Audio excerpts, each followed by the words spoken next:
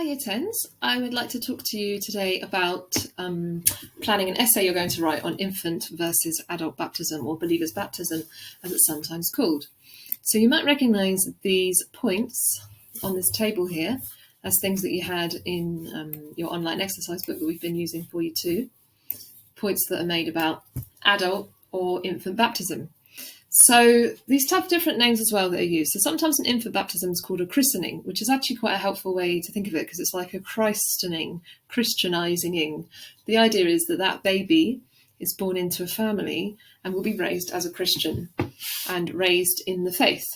Whereas adult baptism, or believer's baptism sometimes it's called, is recognising that someone has chosen to be Christian themselves, chosen to take on the faith. They may have been born into it, but it's an act that they have chosen themselves to have this baptism to show and recognise that faith. And it's basically a kind of initiation rite, or it's showing that you have joined something like lots of clubs or societies might have. It's similar in a similar way. It's showing that you've joined and you're now part of this group.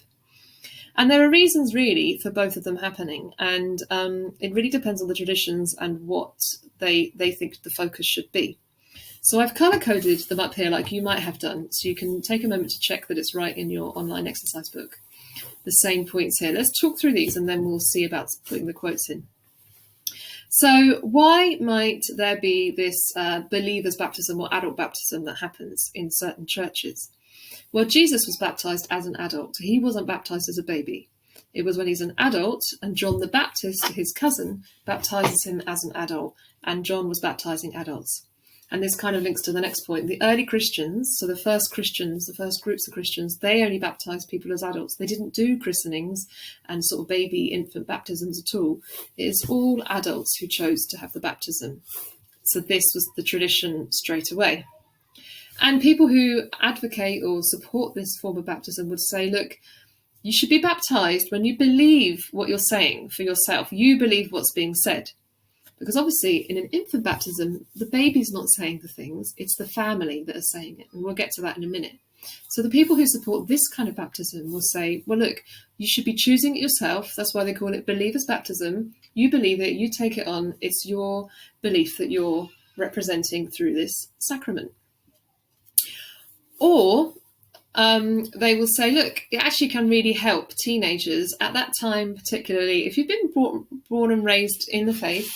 It can really help them to prepare and focus on this rite and show that they are becoming an adult and they're taking on a different role, a different responsibility, a little bit like, Jewish children might with their bar mitzvahs and bat mitzvahs. It's kind of recognising a significant step and a change in their faith. So I think some people will say it's really important to have that step because it helps someone born in the faith to sort of take it on for themselves. And I think that's a point that many people would give. I wasn't baptised as an adult. I was christened and then confirmed, but some of my family members were, and I saw, my niece and my nephew go through the preparation for it and sort of taking it on for themselves. And it was very important to them that they had that choice, to take it on. I didn't have a choice later to get baptised because I'd already had it done when I was a baby. So what quotes would people use? Well, you can use the example that Jesus was baptised as an adult, but he also has this phrase that we're going to learn a lot more after half term called the Great Commission, about going and starts with make disciples of all nations, go out there and make everyone, hear the word and follow my way and go and baptise them in the name of the Father, the Son and the Holy Spirit. So that's a great quote for the Trinity. If you're revising for your mocks, that's a great one to use to say about the doctrine of the Trinity, the three in one. But the beginning bit, Jesus is telling people to go and baptise people.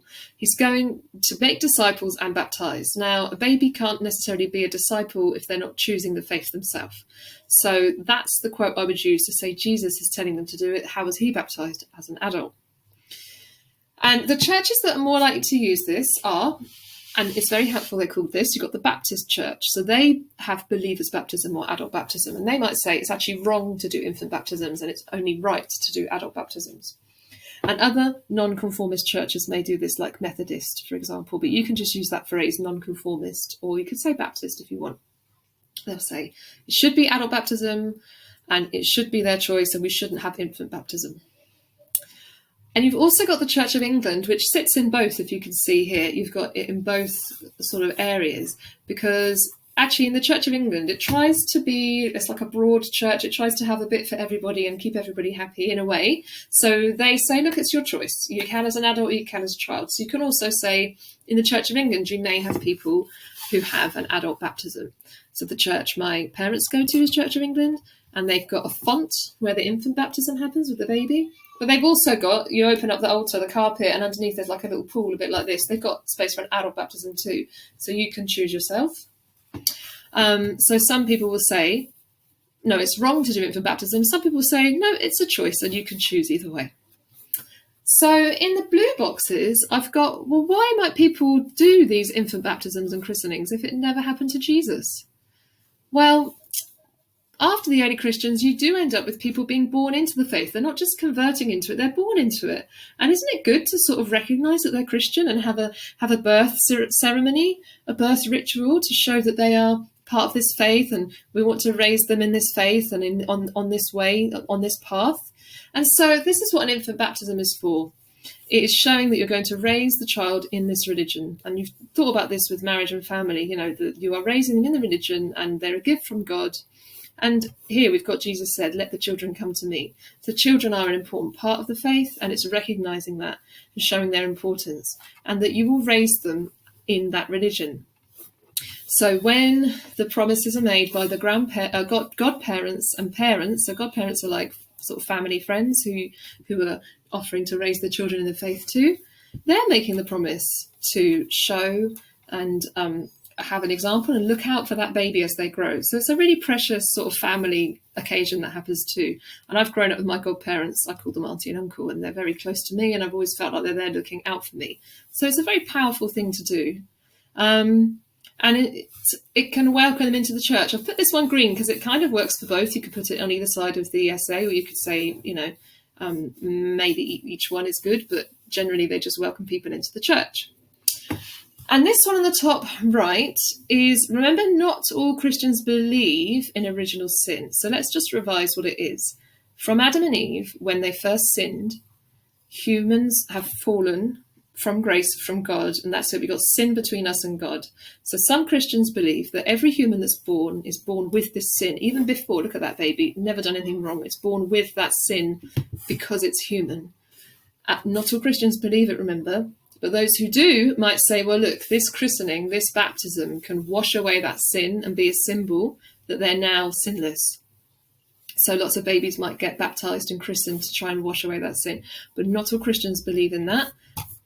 Roman Catholics do, which is why they might therefore then support it more than waiting till the child is older to have a believer's baptism. And like I said, in the Church of England, you'll have people who support it as well. And it's a big tradition. It's a very traditional thing that people do as a way to celebrate the birth of a baby. So these are some of the reasons for and against each of them. And in your essay, you're going to put one against the other. Which one do you think is better than the other? What do you think a Christian should support as the one that's the most important? Your quotes you've got here, you've got the example of Jesus saying to go and baptize people who have taken on the faith, who are believing it for themselves. But on the other side, you can say, well, Jesus also said, let the children come to me and welcome them. If someone has a baby infant baptism, then later in life, they still take on the promises and the life and say they believe in something called a confirmation, which is also quite an important ceremony in the Catholic Church of England. So you're still doing something later to say, I confirm the promises my parents made. I take it on for myself. Likewise, if you are in a church where they don't have infant baptisms and christenings, they still have something called a dedication, where you say, I dedicate my child to God, and they'll take it on later in life. So both churches do things for babies and then for teenagers, but it really depends whether you think that baptism can be done for a child that doesn't know what's happening and hasn't taken it on themselves, or should it be for an adult who has decided this and taken it on for themselves? Or is the baptism really about introducing somebody into the faith, which you might want to do from day one? Okay, good luck and look forward to marking them.